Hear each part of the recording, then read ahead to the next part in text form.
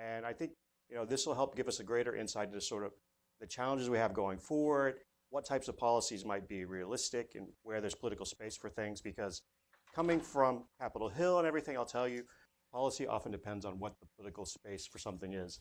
Now, I think we're also fortunate that North Korea and South Korea held their inter-Korean talks last night. I'm not going to sit here and tell you we planned this. That would be too much. We were just very fortunate. But we're also, in light of that, fortunate, though, to have David Straub and Park Soo-jin with us here today. Both of them have experience working not just on U.S. Korea relations, but on North Korea specifically. And so I'll briefly give you their bios, and you have them more fully with you. But Park Soo-jin is currently a public policy fellow in residence at the Wilson Center's History and Public Policy Program and Asia Program. She served as the deputy spokesperson for the Ministry of Unification in the Korean government from 2011 to 2016. During her tenure, she attended numerous inter-Korean talks to resume operations at the Kaesong Industrial Complex, as well as separated families at North Korea's Mount Kumgang facility. David, as you all know, is a researcher, author, and commentator on the Korean Peninsula, and he's currently the inaugural Sejong LS Fellow at the Sejong Institute in South Korea, where his research is currently focused on U.S. ROK relations response to the North Korea problem. He previously served as a Foreign Service Officer from 1976 to 2006, and in that time he served in Seoul twice, and he was also there during key events such as the assassination of Park Geun-hye. He's also traveled in his capacity both in state and as a private citizen to Pyongyang 5 times, and was there, for example, during the key moment where North Korea's covert uranium program was revealed. So with that, what I'd like to do, David and Soo-jin, is to sort of start off on South Korea and the domestic situation there, because I feel like we need to sort of have a baseline of things in South Korea before we get into perspectives of the other countries. Given the domestic role, or the role that domestic politics can play in shaping how society views its foreign policy, South Korea has had significant change in the last year or so. Starting in 2006, but culminating last year, we had the impeachment of President Park Geun-hye, and we've seen in that time a significant shift in public opinion. As a result of the impeachment process, have we seen any lasting impact on how Koreans view politics? And maybe we'll just start with you, David. Well, thank you very much, Troy. And before I try to answer that, let me give my personal thanks to you and to KEI for organizing this, and for everyone coming out on a cold day to talk about this subject. I see a lot of old friends. I'm hoping to chat with you after the event is over. Has there been any lasting change in South Korean politics? Well, that's, of course, impossible to answer with any confidence, but I think... Oh, is yours still on mute?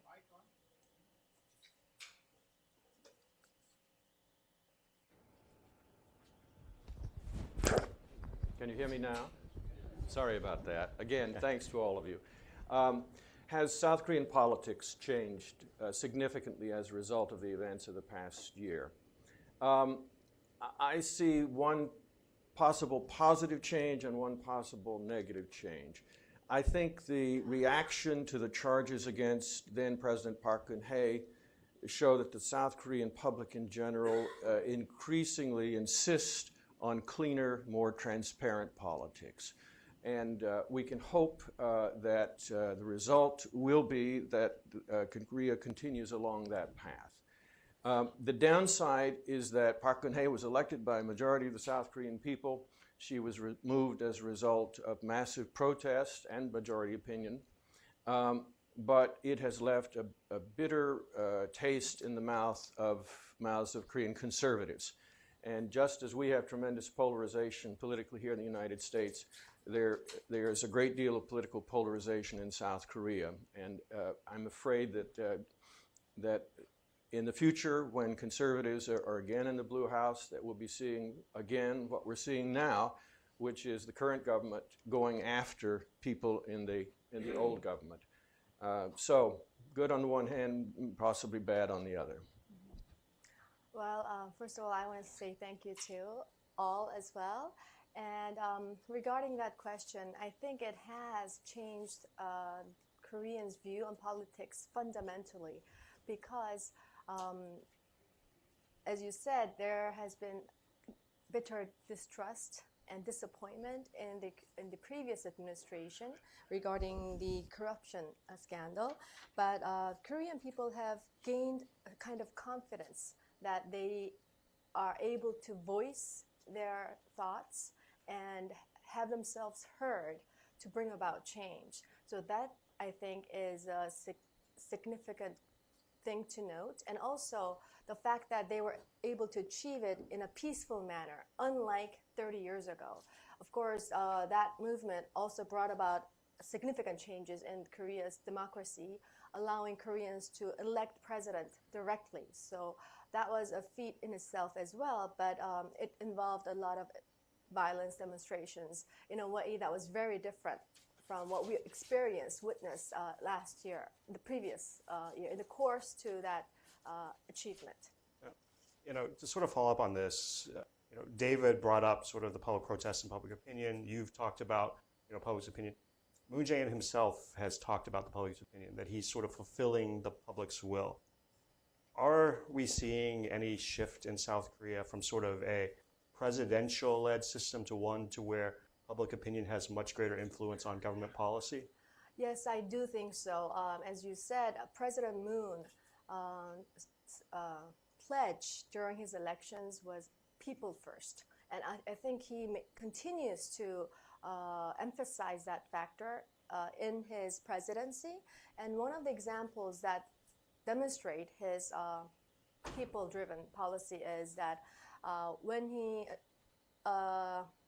began his presidency, there were a number of issues that were brought up, but among them was the nuclear reactors, the issue of going ahead with the nuclear reactors. And President Moon, because it was such a controversial issue, he proposed that a civilian-led committee panel review the matter, and after 3-month assessment, the conclusion was announced, contrary to what President Moon had proposed. President Moon proposed that the nuclear reactor should not go ahead and be constructed. But because the panel review consisting of the civilian experts made a conclusion that it was better to go ahead and construct the nuclear reactors, he accepted the conclusions. So I think those are among the examples of how this administration is seeking more of a people-driven policy.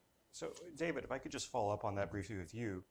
So from the U.S. perspective, if public opinion now is a much stronger driver of policy in South Korea, how does that impact both U.S.-Korea relations and how we try to take and maintain strong ties with South Korea? Well, I might take a little exception to the idea that public opinion now has a much greater role than it did in the past. Well, obviously, in the early years of the Republic, South Korea was more authoritarian than it is today. If you look back at that history, 3 Korean presidents were either directly or indirectly driven out of office by public opinion expressed in massive demonstrations. Syngman Rhee in 1960 and Park Geun-hye. The protests caused such tensions within his government that he was assassinated by his Central Intelligence Agency chief, and now his daughter, Park Geun-hye. But I think there is a new factor in South Korea, and it's a new factor in the United States for that matter, which is social media. And the impact of that is very hard to outline, to define, but people in South Korea were always a much more connected society as a whole than the United States was. And now everybody is constantly doing Kakao Talk and all of these, Facebook. Koreans are all on Facebook. And it's amazing how volatile public opinion can be. I don't follow Korean domestic politics that closely. I'm much more interested in the strategic situation on the peninsula. But I was stunned to see Park Geun-hye's unpopularity when I arrived last year. She went from being a relatively popular president to seemingly the most hated person in Korea almost overnight. So again, there's good and bad. On the one hand, it's good that the people are informed and have a voice. On the other hand, I think we're going to see more volatility in Korea and other democratic societies to come. I would add that I think President Moon has shown that he is a much more disciplined politician, and he's very sensitive to Korean public opinion. I think he is actually, in both terms of both domestic and foreign affairs, is very much a progressive politician in South Korean terms, but he is careful about expressing that, about pursuing that. He's watching very carefully not only what South Korean public opinion's response to his moves will be, but also second-order effects. For example, if he moves too rapidly in terms of North Korea and the Trump administration gets upset with that, and that in turn causes the South Korean public to become worried that he's not in command of the alliance, he's thinking that far ahead. So I want to move now to sort of the news of the day, if you will. And I want to take and bring some polling data into this. And so we put together some slides, and this is my fault. I forgot to grab this off of here. But so the first one I'd like to start with, if we'll go forward. For some reason it's not. Let's see. There we go. Okay. So the first slide here, which unfortunately for us is hard to see, but relates to, in essence, the support for North Korea coming to the Olympics. And as you can see, there's sort of very strong support in South Korea for North Korea taking part in the Olympics. Not surprisingly, those who are aligned with the Democratic Party or the Minju have very strong support. But even if you look at Liberty Korea, it's still in that 45% range, if I remember correctly, and can see the slide well. So basically, at least half of South Koreans, in some shape or fashion, think that North Korea should take part. I guess my first question, Soo-Jin, is now that there's still technical details to be worked out and everything, but at least in principle, North Korea has agreed to come. How do you think public support for this will take or be shaped in South Korea? Do you see these numbers, even amongst perhaps conservatives, continuing to rise? Do you think that basically this is sort of where we are? How do you see this maybe playing out for the public? I think this is basically where we are. I think the majority of the Koreans are supportive of North Koreans coming to Pyeongchang and joining the Winter Olympics. Having said that, there's still a substantial percentage of Koreans who are very negative and on anything engaging with North Korea. So I think those numbers will remain, but those who have already been supportive will do so in the coming weeks. Now, the second one we have, there we go. This is basically the support for providing financial support for North Korea to attend. And as you can see, there's more division here. The IOC has said that they're willing to provide support for the delegation. I assume by that they mean the athletes specifically and maybe a few like IOC members, not necessarily the cheering squad, I would assume, and whatnot. My guess is that would have to come to South Korea. But once again, now that we're in the context, and all these polls were obviously before the North Koreans had agreed, do you think with North Korea now having nominally agreed to come, we're likely to see a greater support for the idea of covering the cost for North Korea, or do you think this might become a sticking point going forward? I think we could see somewhat greater public support for covering some of the cost of the North Korean visitors. Of course, the key factor is what President Moon is willing to do, and I'm sure that President Moon wants to do as much as he possibly can. But again, he will take into account public opinion, he'll take into account international sanctions and other factors in deciding on that. But for him, this is very important. He's been pushing North Korean participation, as we all know, for many months now, for a variety of reasons, and he's looking for this to, one, help to make sure that the event itself is peaceful without any North Korean provocations, he's hoping, such as missile tests and things like that. And second, he's really quite a popular president, and if this is done successfully, that will help to maintain his popularity, and he's looking ahead to the June provincial and local elections, which is very, very important for his party and for his continued position as as president in Korea. So, If I may actually add, I just want to share another kind of a survey that I came across at the beginning of this year.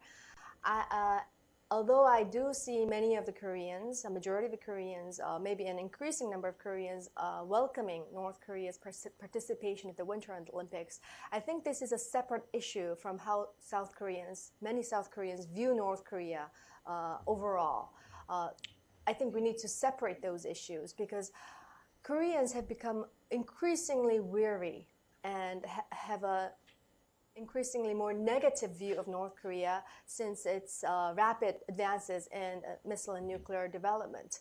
And what really surprised me when I saw the polls that were posted in one of the Korean dailies, one of the 3 major dailies at the beginning of the year, was that 1/3 of South Koreans agreed to reviewing preventive meaning first attack on North Korea, should that help in resolving nuclear issues. That is actually quite, to be mild, surprising, because knowing very well that South Koreans are at the very front line, should any military, action be taken, and they are the first to be affected. 1/3 of South Koreans agree to reviewing preventive attacks, should that help resolving nuclear issues. It's very important. And I think this shows that we should not be confused by this kind of charm offensive and also the kind of sympathy and welcoming sentiment we do have for North Koreans in terms of these cultural exchange. I agree with Sujin. I just wanted to add, if you haven't seen it already, Chae Sang-hoon in the New York Times today has an excellent article on this agreement that the North and South just reached. And he points out, in effect, that North-South sports events are a freebie in all respects. I believe he said that the first time that North and South Korea tried to have a joint team was as early as 1964. So. Well, sort of on this, you brought up the point of how, you have the support in South Korea, maybe more so for dealing militarily with the nuclear issue, which raises the question then, if, as you say, this is a freebie and everything almost, we haven't seen, and I've read the official statement this morning, which is fairly short, just basically 3 points, but it doesn't cover the specifics of basically what North Korea has agreed to do. So this raises the question, and maybe I'll just start with you, Sujin.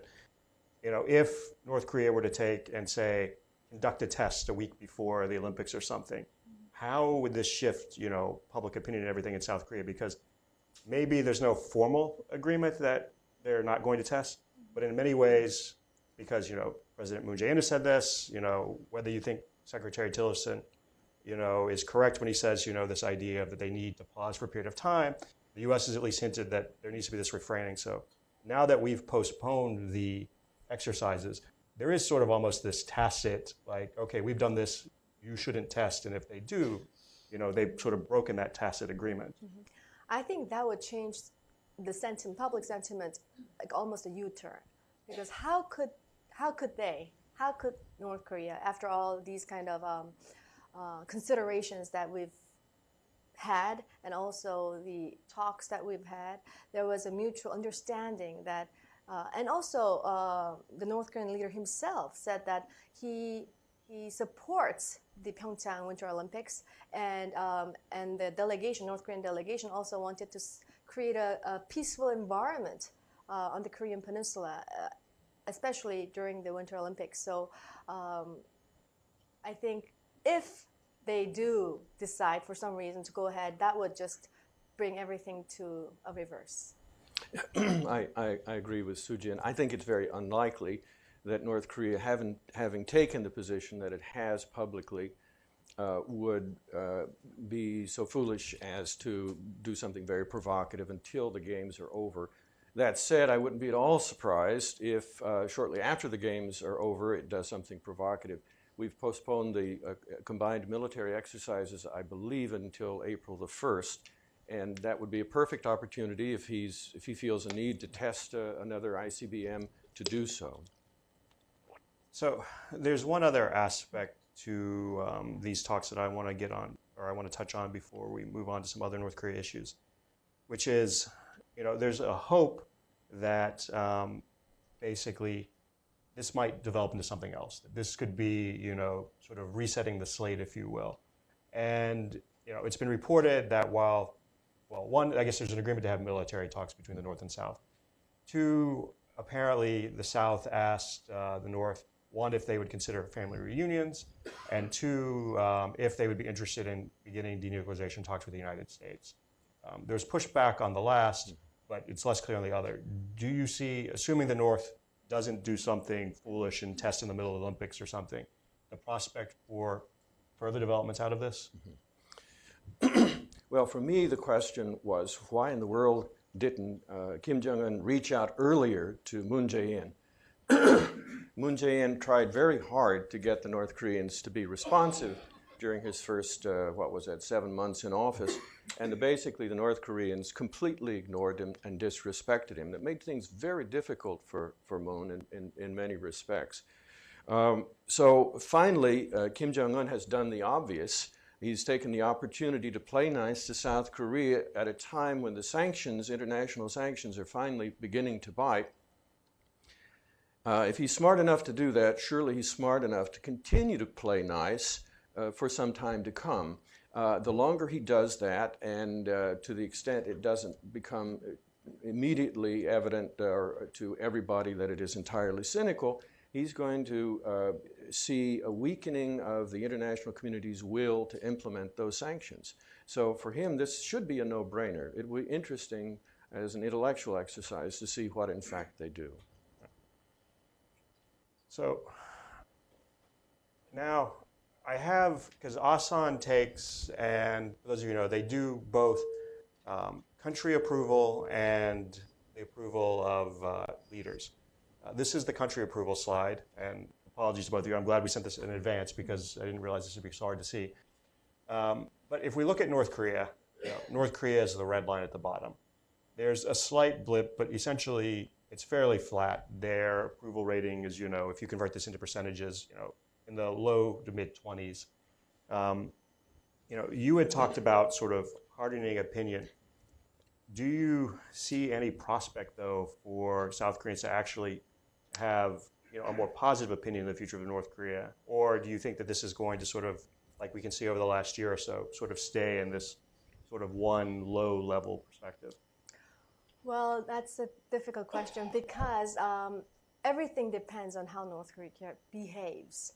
We're used to North Korea's rhetoric, although it has gotten a little more, the tensions have been raised due to the exchange of rhetoric, bombastic rhetoric between the U.S. and North Korea. But I think what is important is, as Dave said, is how things go after the Olympics.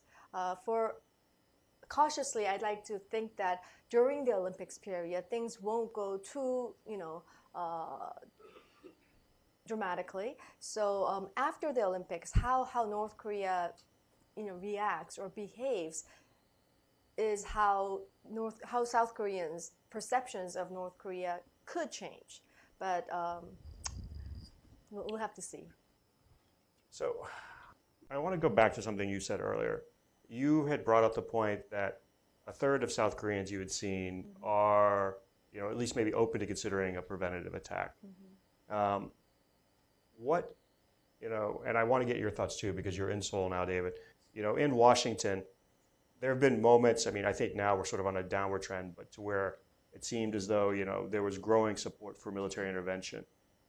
How likely do South Koreans view the prospect of military intervention? Oh. Well, first of all, I was very surprised to see the notion of military strike being so casually discussed in the U.S. Because for South Koreans, it's a life or death situation, and that discussion is something that we do not enjoy, right? But I think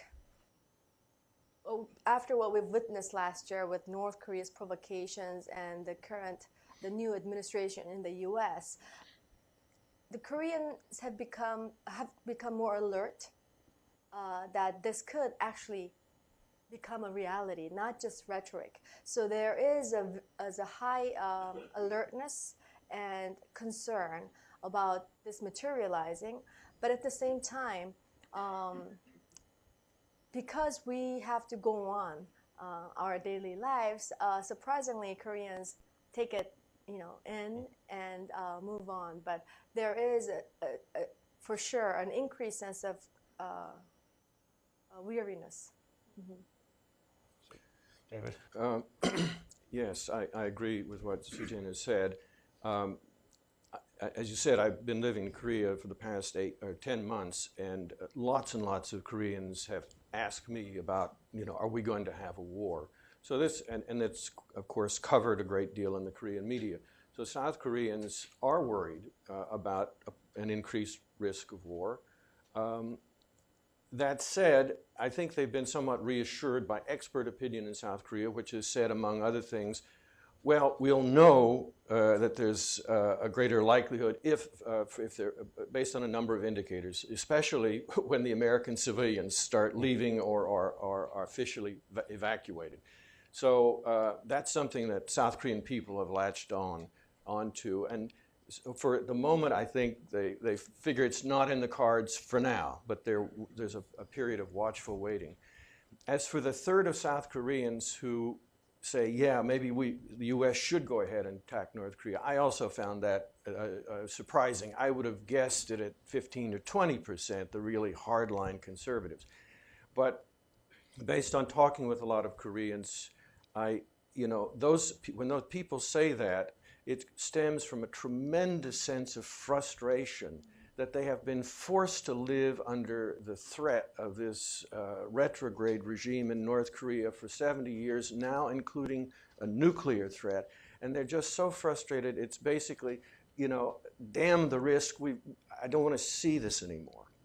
I do want to clarify the poll that I mentioned is that 1/3 of Koreans agreed to reviewing preventive attack. Should that help resolving North Korea's nuclear issue? It didn't say 1/3 of Koreans supported preventive attack. And you did say that. I misspoke when I said it again. Yeah. And another thing is that I realized when I talked to a lot of people, even experts, is that many don't differentiate between the terms preventive attack and preemptive attack. And even in newspapers, I come across that experts got confused or use them, without distinguishing it. I want to just, for clarification, preventive attack is a first attack without the other adversary making any moves for attacks.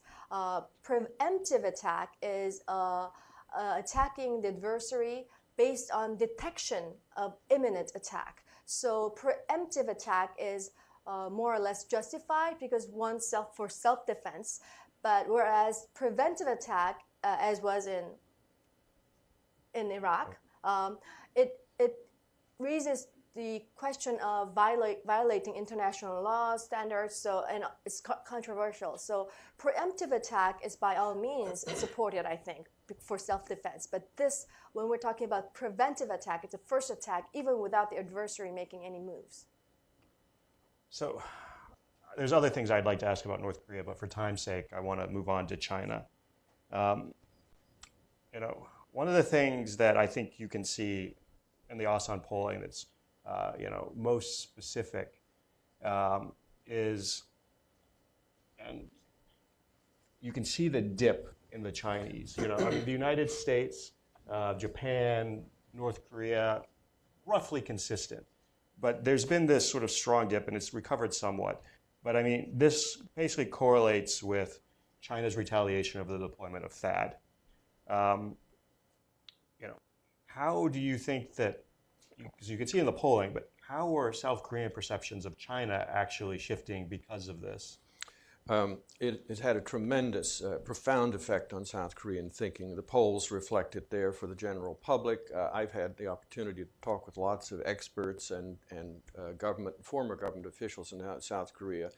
And the South Korean establishment, in a quiet way, is deeply, deeply concerned about what this says about China and its attitude towards the United States and towards South Korea. I've never seen this much anger at China. The interesting thing is you see almost no protest about it. And why is that? Well, the answer is South Koreans know that China is not going to listen to their protest, that protests will only make things matter, and the government of President Moon doesn't want to see protests, basically for the same reason. It's very interesting, too, if you compare attitudes toward the United States now, and when I worked at the embassy in 1999 to 2002, when we had massive protests against the United States, you look at some of the things that President Trump has said over the past year, and you would think that Koreans would be out in the street in massive numbers.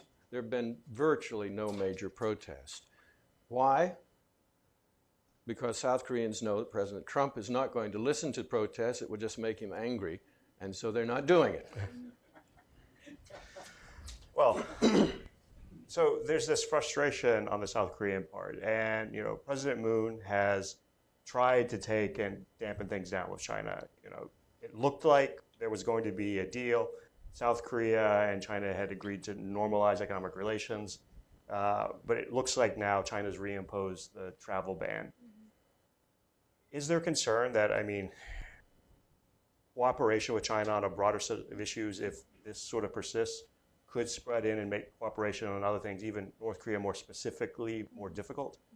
Well, of course, strained relations between any countries do affect many areas. But I think for now, because things seem to, the negative sentiment and the anger seem to have come to a little bit of a lull after the summit meeting at the end of last year. Although I have to say that it's become to a little bit of a lull, but it still could come up. It's a thorny issue come up any moment. Should China take any other more further steps?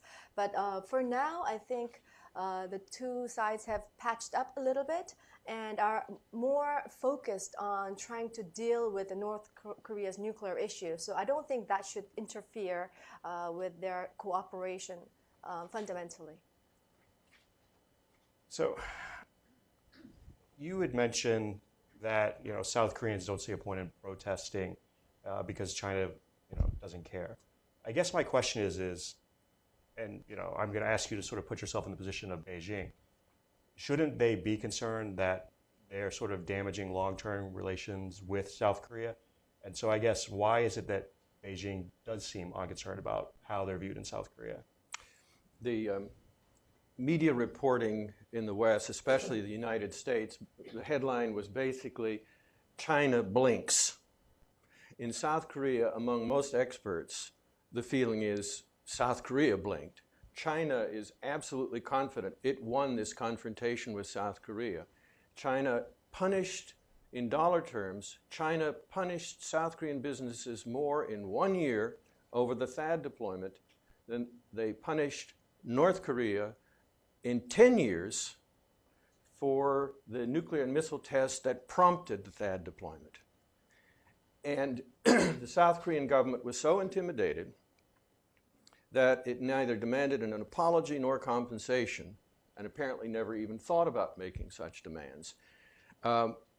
The partial resolution of this involved a policy, a statement, which was a de facto promise by the South Koreans to China, the 3 no's, which is no more THAAD deployments. So South Korea has volunteered that it will never consider another THAAD deployment. That is stunning. And that it will not cooperate with or not integrate with U.S. missile defense and will not support a U.S.-Japan-Korea alliance. Now, South Korea was not preparing to do either of any of those things. But to volunteer those to the Chinese as a de facto promise is truly stunning. So why would the Chinese feel anything other than that we have shown the South Koreans who's boss, and they've actually told the South Koreans, we're watching you. Don't do bad things again.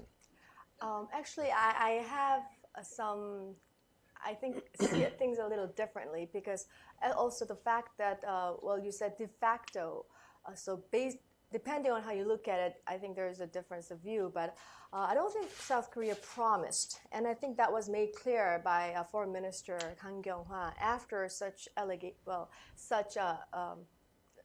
interpretations were made in the media, that they did have that discussion, and those three no's were, they saw eye to eye, but I don't think that excludes, like, completely excludes the future considerations. So the important thing is, did China see it as a promise? Well, that's the point. China would like to interpret it as a promise, and that's how they talk. So why did South Korea offer that, knowing that that would be interpreted as a promise by the Chinese? Well, since I wasn't in the negotiations or in the meetings, I wouldn't have a say, or I wouldn't be able to speak for them. But the interpretation certainly was different from both sides. But one thing that South Korean government made clear was that it was not a promise.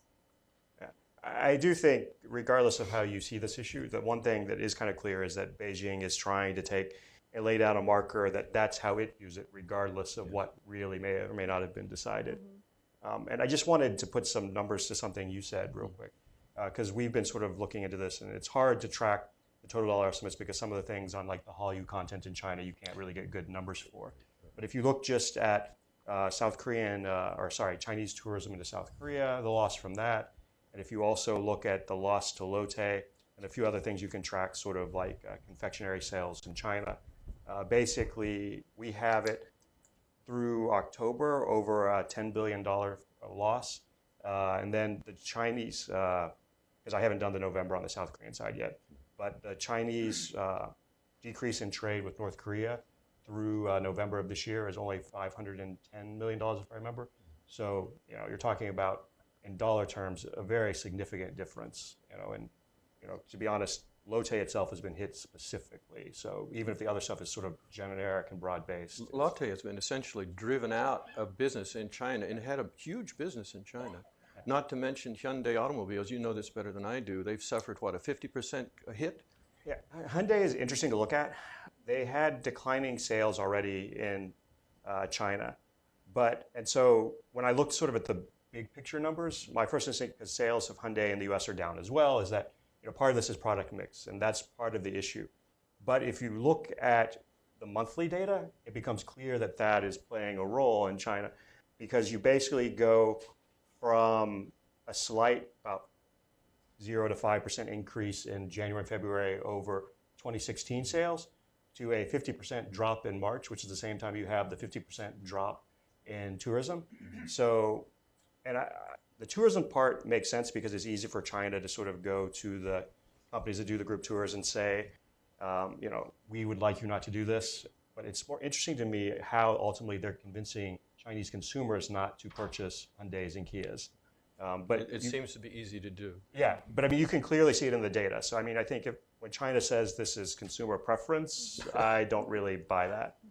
But we could talk about this for a long time. One of the things that has struck me in talking with experts on security issues in South Korea over the past year is how clearly now they see that, especially under Xi Jinping, how that China really is still a communist country, and it's highly dictatorial. And they get frustrated at even having track 2 talks with the Chinese, because they say it's like, you might as well just get the Chinese government talking points. You just can't get beyond it. Yeah. And I mean, one of the challenges I think we have is this is something that we as the United States need to think about more and better, because I have South Koreans who ask me, like, why are the United States not doing more? And I don't really have a good answer. Doing more in regard to? To trying to get the Chinese to back off. Yeah, that was one of the biggest issues in U.S. Korean relations the past year in South Korea. Why is the United States, we, South Korea, are being beaten about the head and shoulders We've suffered this $10 billion loss in business. Some businesses are being driven out entirely. And this is a U.S. THAAD deployment. Undoubtedly, the U.S. pushed harder for this than anybody in South Korea to have the deployment. And yet, at least to South Korean eyes, the U.S. was saying virtually nothing publicly, and for all they knew, nothing privately to the Chinese in protest of this outrageous Chinese behavior. We could talk about China and THAAD for a long time, but given time constraints, I want to move on to Japan. So one of the things that sort of struck me, we had the Comfort Woman deal, which was fairly unpopular in South Korea, and the Moon Jae-in administration has reviewed it. But it doesn't seem, if you look at the polling data, to really have impacted South Korean perceptions either negatively or positively. It seems, once again, fairly constant. Is there any maybe more subtle shift in South Korean perceptions of Japan from the deal? Well, I think you have a point that you haven't seen any sort of a fluctuation in the Koreans' perception of North Korea, regardless of these deals. Is that the majority of South Koreans basically do not feel that. First of all, many South Koreans do enjoy Japanese culture and have respect for the rules-based order that Japan has. But aside from that, the sentiment, the public sentiment toward North Korea, toward Japan, is also very much based on its past experience of its imperial colonialistic rule, and also the fact that Japan's attitude was not felt as a sincere, earnest approach toward history, fundamentally. So I don't think these deals negatively or positively affect to a degree that's noticeable. So, speaking of relations between South Korea and Japan, one of the things that the Moon Jae-in government has tried to do so far is to try and separate the historical issues from the rest of the relationship. Is this something, especially now that they've had the review of the Comfort Woman deal, that you think they'll be able to successfully continue doing, or do you see it potentially becoming a problem in the future? It could become a problem. It might be managed, on the other hand. I think President Moon or his government has indicated that they're going to ask some more things of the Japanese government, maybe not make them as demands, but ask Japan to make some supplemental steps on the Comfort Women issue. I'm very skeptical that the Abe administration will consider anything. I know in meetings I had in earlier years with Abe, he's emotional about this. He's very angry at the South Koreans. So it's possible that people around him might persuade him to make one or two small steps to try to meet Moon partly, but I don't think he's going to be prepared to do very much. And if that then causes tensions between the two, then we could see spillover in the security and the North Korea policy coordination aspects. So if there's this spillover, and I'm interested in both of your thoughts on this, and relations were to deteriorate, maybe not to the point they were between Abe and Park Geun-hye, but one of the things that's been talked about is that the Obama administration, while trying to not maybe necessarily mediate, did try to take and create the opportunity for the two sides to come together and talk. Do you feel confident that the Trump administration would be able to take, and if the time came where it was necessary to try for the U.S. to sort of pull each other together, that we could successfully maybe do that? I think Dave has better. That took President Obama personally getting involved to have some impact, and it moved Abe only some ways, and not the entire distance. And it also took a great deal of attention and activity on the part of the State Department. Currently, the American State Department is virtually paralyzed by the incompetent and irresponsible leadership of Secretary Tillerson. Meanwhile, the American president has a buddy-buddy relationship with Prime Minister Abe, and he has a working relationship with President Moon, but there's a big difference in the personal rapport between the two men. So I'm extremely skeptical that the Trump administration would play a role, and if it did, it would probably not be positive from a Korean perspective. Yeah, I think I'd like to add to that point is that South Korean government actually just yesterday, the foreign minister announced the government's stance regarding the 2015 agreement with Japan, that the agreement will be upheld, will not be scrapped. They will keep the agreement, but as they've mentioned, it asks Japanese government to take measures, supplementary measures, to reflect the emotions and the feelings of the victims, because that's what he emphasized, and that's one of the reasons why he activated that review panel. Having said that, because the conclusions, the findings said that there were defects in the 2015 agreement in terms of substance and in procedure, and those are the things that the procedure legitimacy has become increasingly important in the Moon administration. I think Koreans will be more watchful of how the U.S. tries to engage or interfere in the bilateral relations regarding this deal, because that has been raised already during this review conclusion announced last month. Good. Let me mention something. Maybe you wanted to talk about it later, but one of the polls that we looked at in preparing for this had a figure that stunned me, frankly. I think this is guessing it's going to be this one. Was it the June? I think it was a June poll last year in which 47% of the Korean people supported a trilateral U.S., Japan, Korea security alliance. And I would have guessed 25% or 30%. So that is truly a stunning figure. And it's relevant in terms of the way South Koreans look at the comfort women issue. So on the one hand, a huge majority of South Koreans are highly critical of Japan over historical issues. But now, at least according to this one poll a few months ago, 47% of South Koreans actually support a trilateral security alliance. That is stunning. That makes the South Korean statement of 3 no's even more problematic in my book. I agree with you on that Japanese, the poll that you came across, that South Koreans, despite their negative sentiment toward Japan's historic approach to history, I think that trilateral cooperation is gaining an increased support.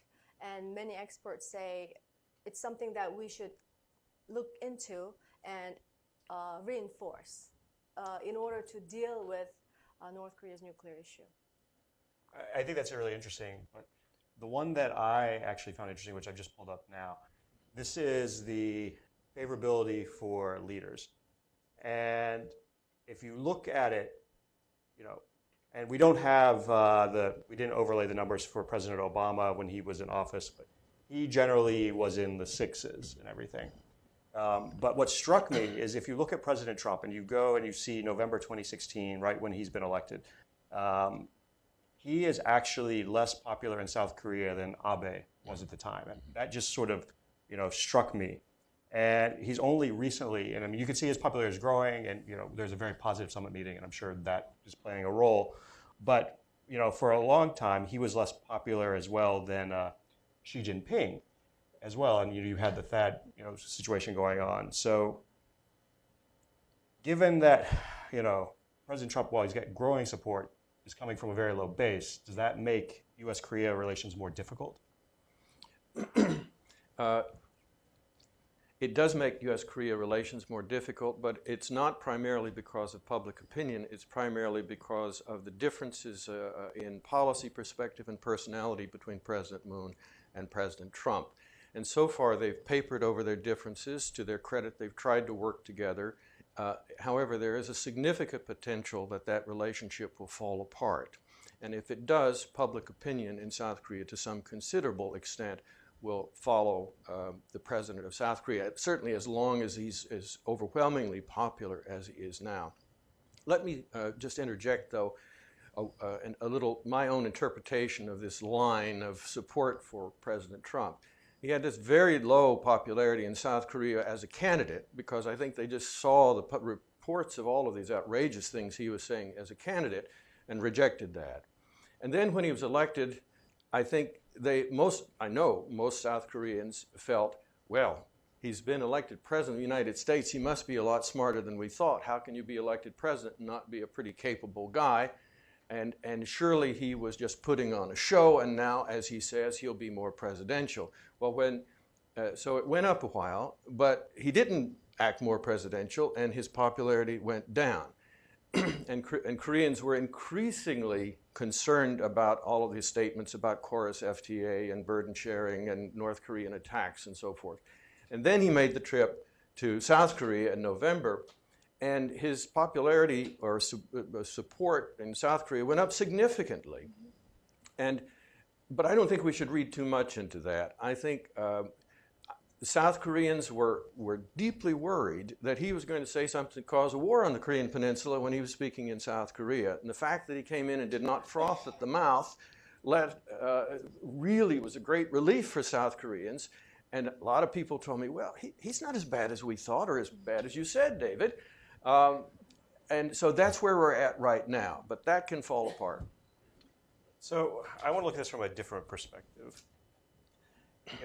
In the prior slide, you could see, U.S. favorability is stayed fairly constant. The U.S. is fairly popular in South Korea, and it's maybe, if you look at some other polls, you can make a case maybe it's more popular than it's been in a very long time in South Korea. But at the same time, as David says, there's significant concerns about President Trump. Do you think there's the prospect that the U.S. could start being viewed, in other words, that the unfavorability of President Trump could start being viewed as the United States unfavorably? Mm-hmm. Well, I do think that there is a close correlation in how Koreans view United States and how they view its leader, President Trump, at the moment. But at the same time, I think they are able to distinguish somewhat between the president, the individual, and the country, the United States. So I don't, although it would have some influence, I don't think that their unfavorability of Trump will significantly influence their favorability of the country, the United States, overall. So I think the fundamentally Koreans' most favorite country is the United States, for sure, at least for the time being, for now. So I don't think that we should be worried about that too much. But at the same time, I do want to take note that I don't think it's just the South Koreans' view of President Trump that affects their view of the United States. Until now, well, I don't think I should be making any the United States is considered as the global leader, the leader of the world.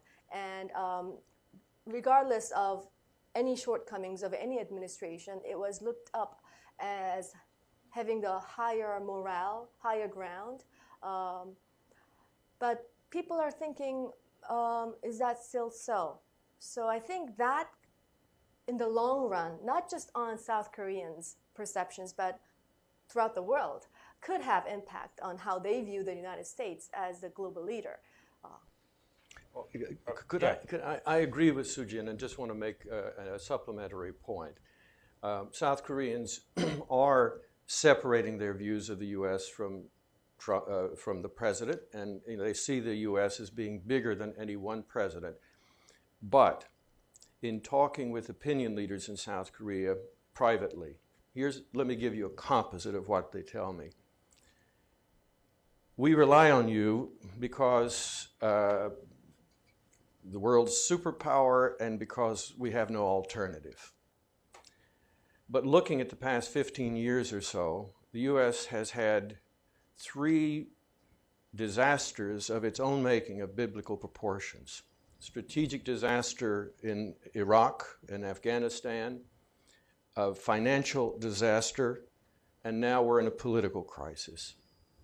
And those could all be just coincidence. Every country makes mistakes. But frankly, we're worried that the United States is going to continue to make the same kinds of political mistakes in future that it's been making recently. That's what serious opinion leaders in Korea are telling me privately.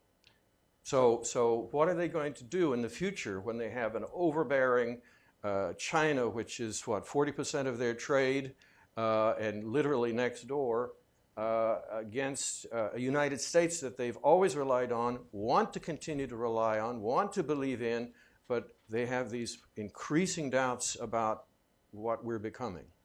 Well, yeah, I guess that sort of plays into what I was going to hope to ask you, which is that, Soo-Jin was talking about how, the U.S. had moral leadership, we had sort of like this global leadership, has, we'll say, some of those perspectives start to change. How does that make it difficult for us to continue to take and have a close relationship with South Korea, or for that matter, even to play a leadership role in the region, maybe more specifically? Well, it creates all kinds of problems on a day-to-day basis, and it affects tactical calculations of President Moon and all the leaders in the region, and the world for that matter.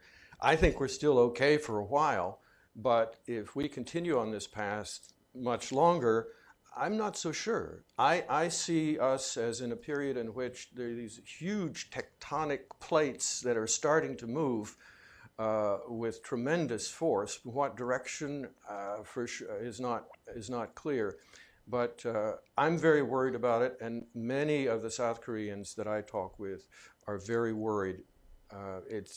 We can't predict the future, but the direction is definitely very bad for the U.S. leadership in the region. So one of the other things, we've talked a lot, sort of foreign policy, if you will, but there's another major issue right now in U.S. Korea relations, and that's the talks to amend the KORUS FTA. If we look at, we've sort of talked about how the U.S. and, President Trump are perceived, but at the same time, we talked at the beginning, that, and David mentioned this, this desire for transparency and everything in South Korea. So is there any prospect, as the Trump administration tries to push for what they call a better deal for the United States, that there could be significant political backlash in South Korea over the renegotiations? I'm glad that you brought this up, because with all these security talks and concerns going on, this has been just a little bit sidelined, and maybe not as much attention has been paid. But I think this is a very important aspect also between South and Korea and the U.S. Because as you mentioned previously, so South Korea felt a big blow regarding the THAAD deployment in the on the South Korean territory from Beijing. And should the KORUS FTA talks go unfavorably, and the U.S. forces or coerces moves that are not mutually acceptable, I think there would be a big, backlash. Especially, it was very interesting that Dave brought up why South Koreans did not go on so many demonstrations against China, because China would not listen. That's exactly a very good point, because South Koreans know that China is not a democracy, and it does not uphold that. But whereas the U.S., it is known that it is a democracy and also a upholder of a free market.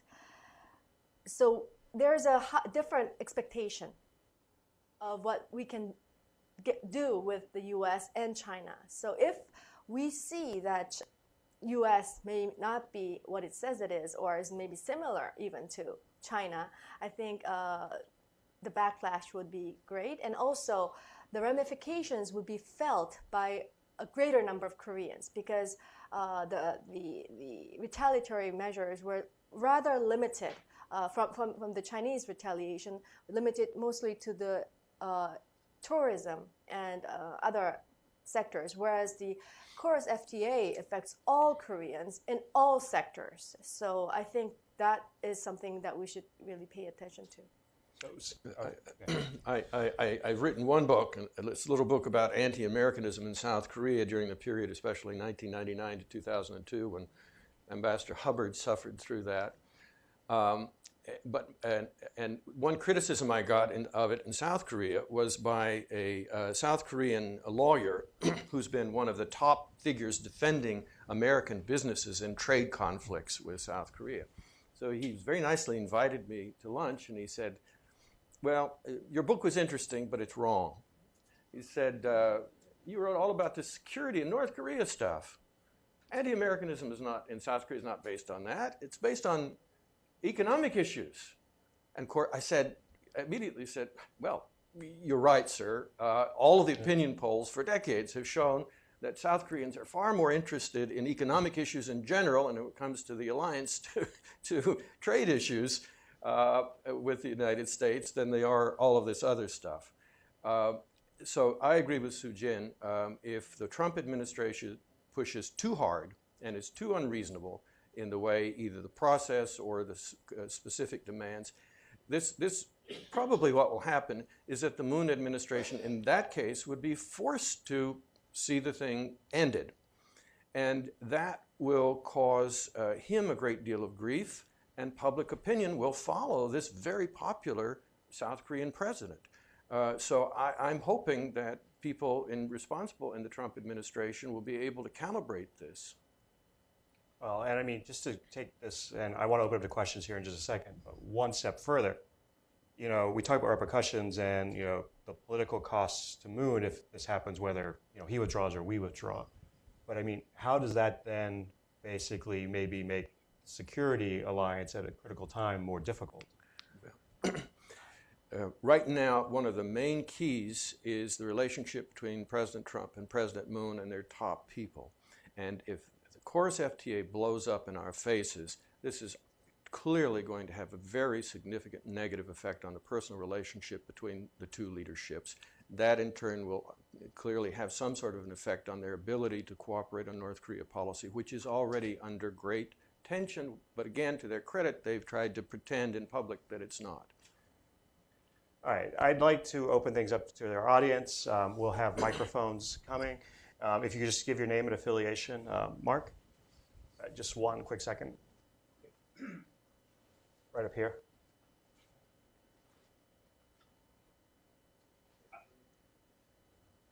I want to drill down on this question, the issue of the preventive attack, what Soo Jin called the life and death issue. A couple different things. I was stunned too by the polling results. You said it was review. Is review the right word, or is it consider? Consider. Okay. Yes. Because review means there was a policy and then but maybe there is a policy not to attack. I know there's a policy that the United States shouldn't attack unless approved by South Korea. And I guess one question is, do the South Koreans think that the United States is going to adhere to that desire? Or is there a belief that all this talk in Washington is just a bluff, a deterrence posture, as Trump tweeted, and it's working? And third point is, some in Washington think that the bloody nose strategy would work in that North Korea would not respond forcefully. What's the view in South Korea about how North Korea would respond to a limited attack on a missile launcher pad or something? Wow. Did you have any observations? I do, but please go ahead.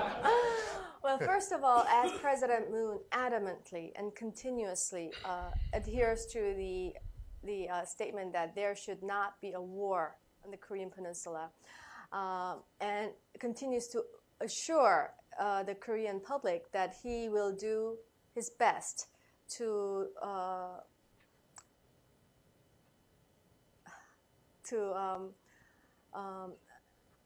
prevent another war breaking out in Korea. I think among the public there is still this jitteriness of President Trump being really serious about this. So, I guess I don't think I have the answer. David? President Moon is from the progressive camp, and he has prioritized peace above denuclearization. And I don't mean to say that critically, although I can criticize President Moon's policy, if you like, in many respects. In that sense, that's a similar policy to China. In other words, the only two countries threatening war on the Korean Peninsula currently are the United States under President Trump and North Korea under Kim Jong-un. And even Kim Jong-un has not talked about a preventive war, at least I don't believe he has. He's talked about preemptive strikes and has not been hesitant to threaten the possibility eventually of attacking the United States with nuclear weapons, but only President Trump has suggested that he can, or not suggested, he has explicitly stated he cannot accept North Korea having the capability of attacking the United States with nuclear weapons.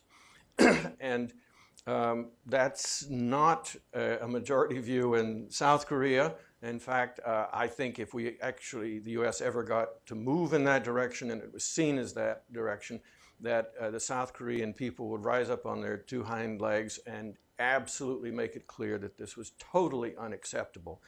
All responsible opinion in South Korea, expert opinion, is that the bloody nose concept is based on the most irresponsible and reckless of assumptions. Regarding, I'm sorry I wasn't able to answer all those questions because I just didn't think that I could represent the Korean public's opinion. But regarding that bloody nose theory, the agreed consensus is that North Korea will retaliate. It will not sit and just have just a minor portion of it attacked.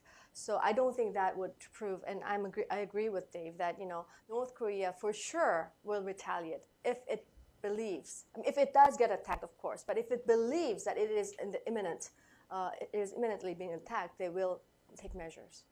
And by the way, I'd like to take this opportunity to express my personal appreciation to Mark Fitzpatrick for the arguments that he's been making in public and among policy circles here in Washington, D.C. about just how irresponsible such proposals as bloody nose are. Sarah?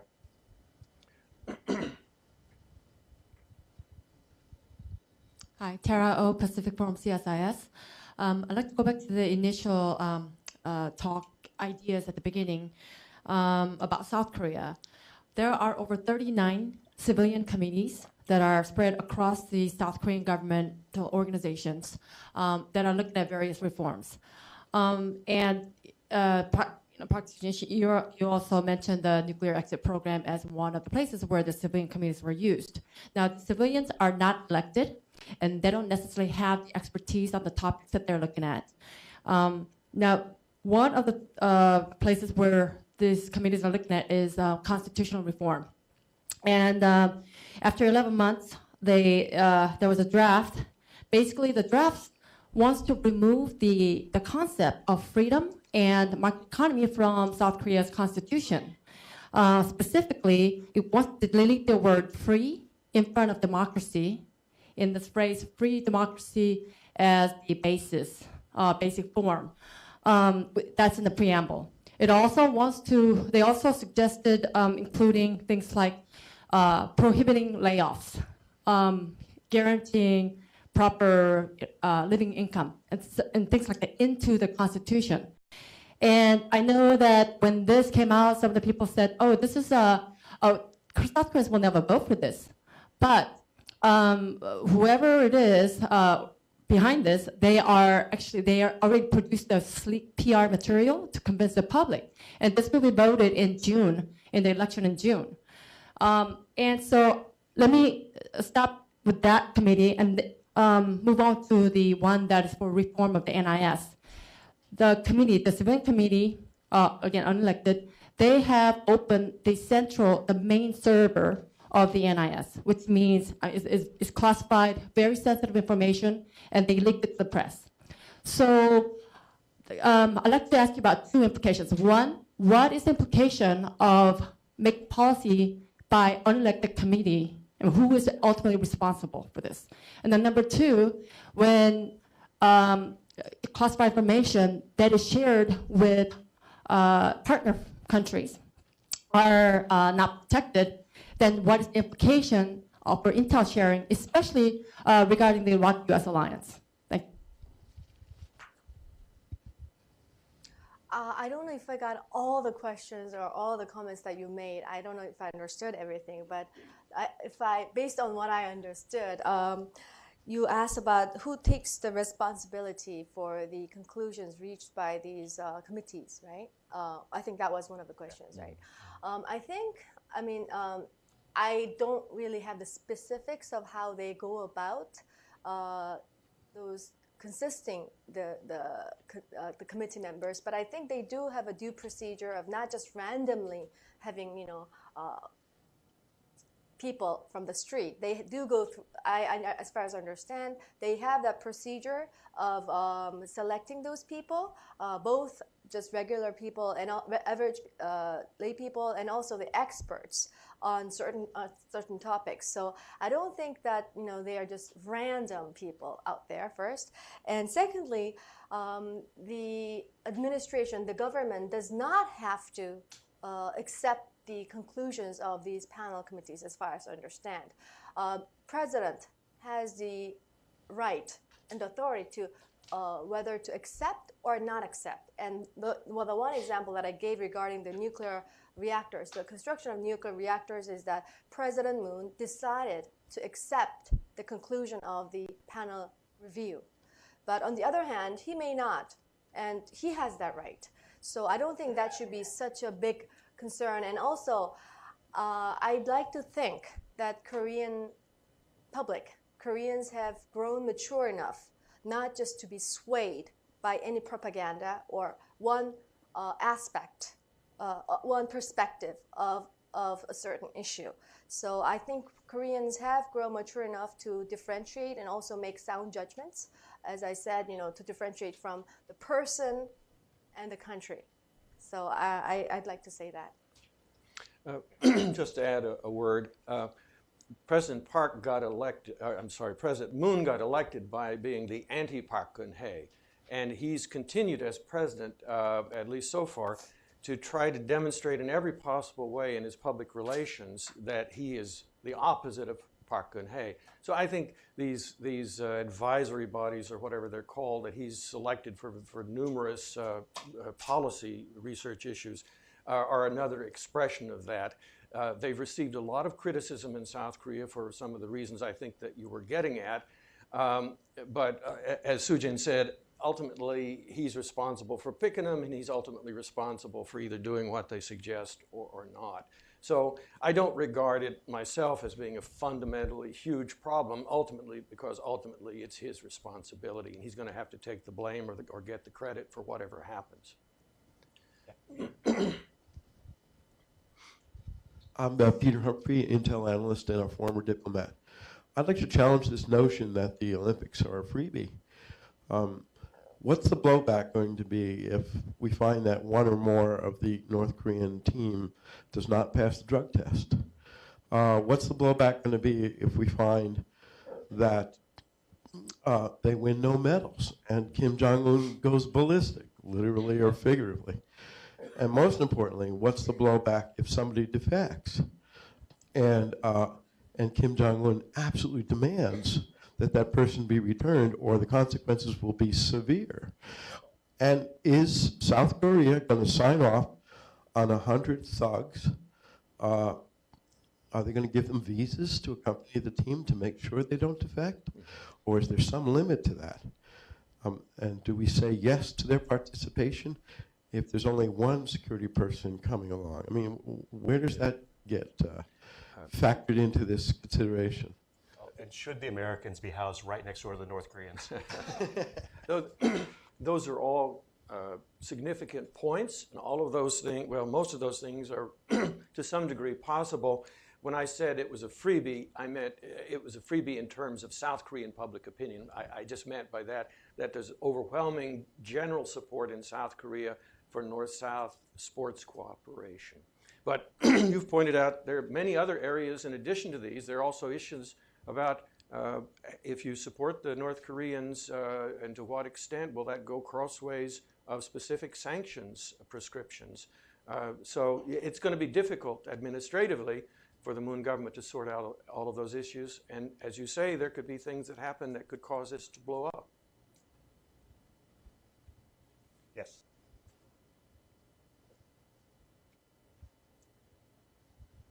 Hi, Rachel Oswald, Congressional Quarterly. Looking at popular opinion for the United States and the correlation with Trump, I'm curious what you think the potential is if we find ourselves in some kind of deterrence containment scenario over the medium term of South Koreans increasingly supportive of gaining a domestic nuclear weapon. Is there any polling around that? I've heard it's sometimes around 60%. I didn't quite understand the If we end up in basically a deterrent situation for the next few years, will support for South Korea getting its own nuclear weapons likely grow? Well, just back a few years ago, the notion that South Korea should acquire nuclear weapons was just out of the question. That's something that we should not go there. Although there were a number of lawmakers pushing for that and wanting to have that come up as an issue to talk. But over the past year or so, with North Korea's rapid advances, the support for South Korea seeking nuclear weapons has grown noticeably. But I think should North Korea continue to be provocative and take measures to proceed with its development, I think that the support would grow.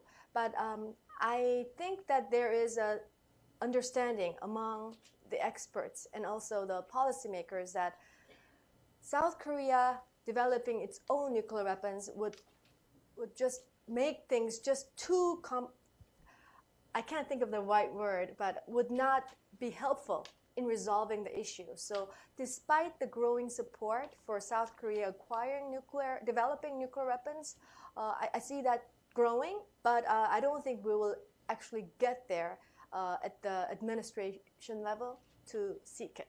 And President Moon, if I recall, has categorically ruled it out. Yes. No South Korean president, whether progressive or conservative, has ever come close to supporting having nuclear weapons except President Park Geun-hye, who was secretly working on the things in the 70s, until we told him you can either have nuclear weapons or you can have the alliance, in effect.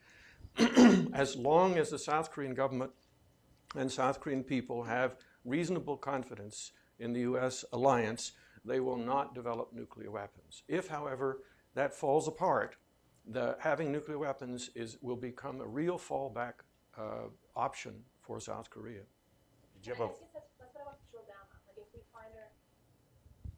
I guess that's what I wanted to drill down on. If we find ourselves in a containment relationship where North Korea could be trying to push it the alliance and potentially threaten U.S. interests, and there's questions of whether the United States would risk its own cities for South Korea, if there's that perception, particularly with questions about U.S. judgment, as you alluded to, with questions about our long-term judgment as a country, whether that would cause shifts in the populist thinking in South Korea. We're far from that so far, and with luck, we'll never get there.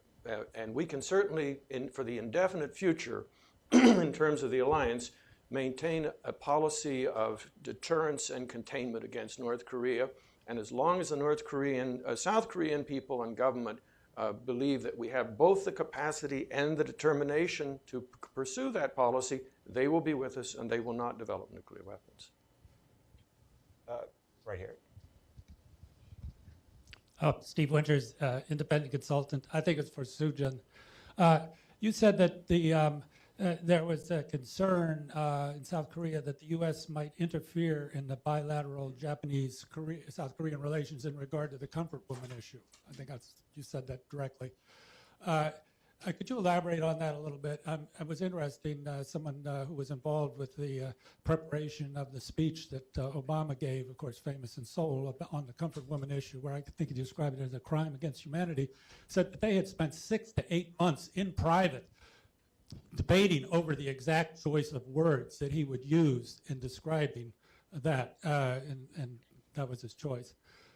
So it seems that the U.S. has been actively involved in this issue, and frankly, my personal opinion is that the agreement that was reached between South Korea and Japan on the comfort women issue probably was reached with a lot of nudging and encouragement on both sides from the U.S. So exactly where is the fear of interference? First of all, I think I need to make it clear. I need to clarify. I can't recall exactly the expression that I used when that topic was brought up, but I don't think the Koreans are concerned per se as to is the United States going to interfere. I don't think that's the right word that should have been used, for lack of a good word that came to me. The reason I brought that up is, first of all, I don't think Koreans are at the moment on the edge that is the U.S. going to interfere or in some way try to engage or exert influence. I don't think we're at that point, but because of the announcement made recently regarding the 2015 agreement, the government revealed that the agreement was defective in terms of content and procedures. And in elaborating how that was defective, the issue was brought up. And also, I didn't go into details of how another country, made any efforts, but it was interpreted and understood by the press, and it's among the public opinion, the understanding that U.S. had tried to exercise some influence, and that is the understanding. So based on that understanding or perception of the Korean public, we're thinking they will be more vigilant if that does indeed take place, should there be any future negotiations, etc. I did not mean to say that, and the Korean government did not specify. That is a speculation, and based on that speculation, there is a press coverage, and that is, I think, the understanding of many South Koreans, and the point that I wanted to make is that Koreans have become more vigilant. Okay, we're almost out of time, and I see 4 hands up, well, maybe 5. What I'd like to do is take at least a few of those all together, and try, if you could just be very brief. We'll start with Gil right here. Gil Rosman. Will Moon Jae-in go for a trilateral summit in Japan? And if so, will Abe reciprocate by going to the Olympics? Any new word on that? Okay, and then in the back.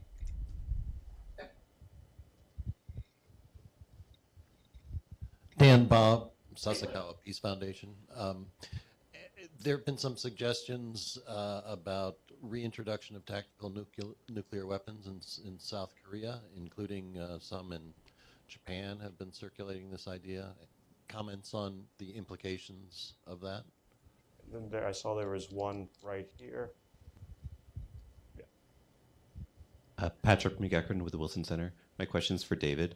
One of the arguments that resurfaced after the announcement of the latest round of inter-Korean negotiations was this idea that North Korea is trying to drive a wedge in the alliance. I'd be curious of your views on that, as well as your views on whether you've seen similar concerns in South Korea. And then Yan Ho.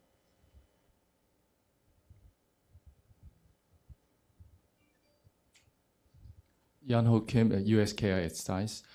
Following up the tactical nuclear weapons issue, there was a poll saying that more than 60% of South Korean people support the reintroduction.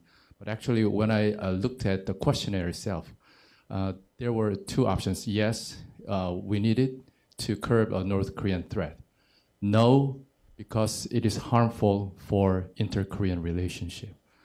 I don't think the questionnaire was fair enough to get an objective opinion from the public, but that result was used by many people when they're making their arguments on the specific issues. So I was wondering if there is any serious debate on the issue of the problem of a survey, how you organize, structure the survey. Thank you. Okay. Why don't we start with you, David, and we'll let Sujin have the last word. Okay. I'll let you answer Gil's question about the Trilateral Summit. Regarding tactical nuclear weapons, yeah, there are always problems with surveys. I mean, in the first instance, the question is how much does public opinion really affect public policy? And then you have all sorts of questions about how the questionnaires are worded. And then you also have to interpret the psychology of the people answering these questions. So when Ambassador Hubbard was ambassador in South Korea 15 years ago, we had opinion polls that showed huge majorities of the South Korean people hating the United States. Now, did they really hate the United States? No. Were they really mad at the United States? Yes. Why did they answer it that way? One, because they were mad, and two, because they thought the United States might feel pressure to do what they wanted to do or to stop doing the bad things they perceived us to be doing. So I don't take these opinion polls, all that seriously.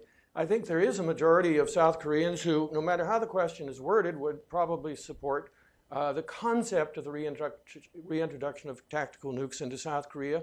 But again, no South Korean government, in my memory, has supported the reintroduction of tactical nuclear weapons.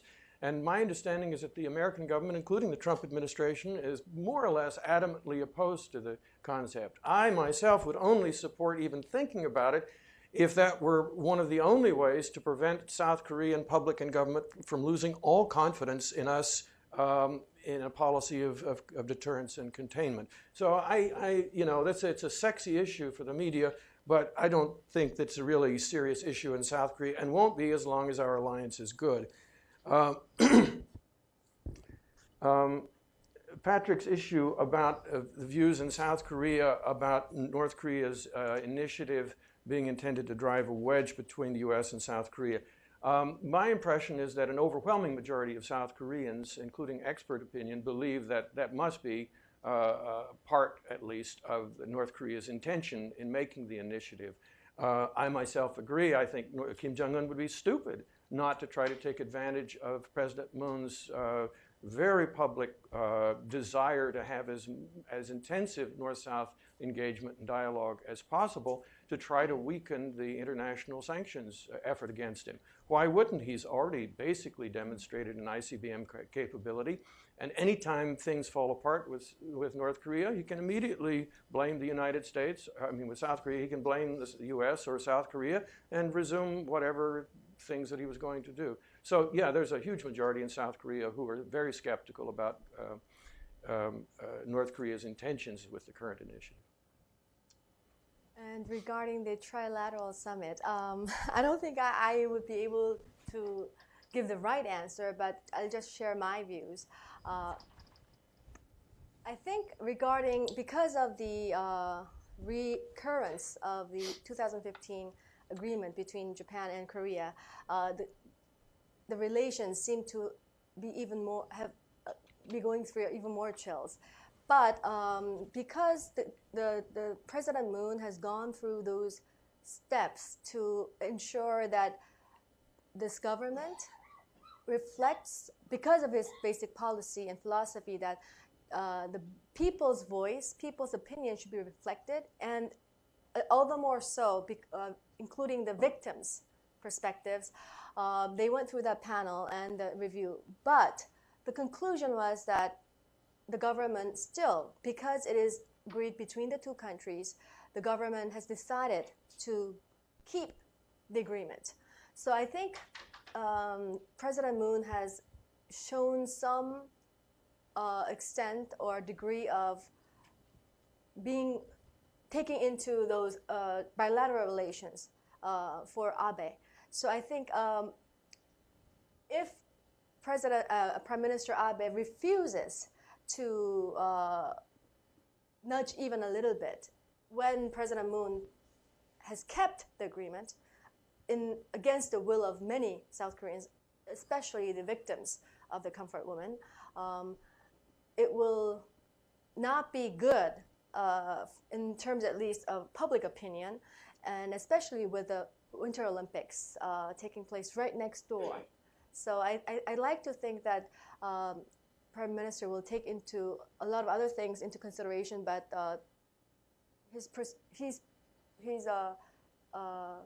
the people's view and his reputation. So I think it should take place, and hopefully it will. And just real quick on the question of the Olympics, I haven't seen anything about Abe going, but it seems to me that going would be the best politics for him because it looks like Xi Jinping's not going to go. So it achieves a lot by him simply going and saying, remember, we may have differences, but we're friends.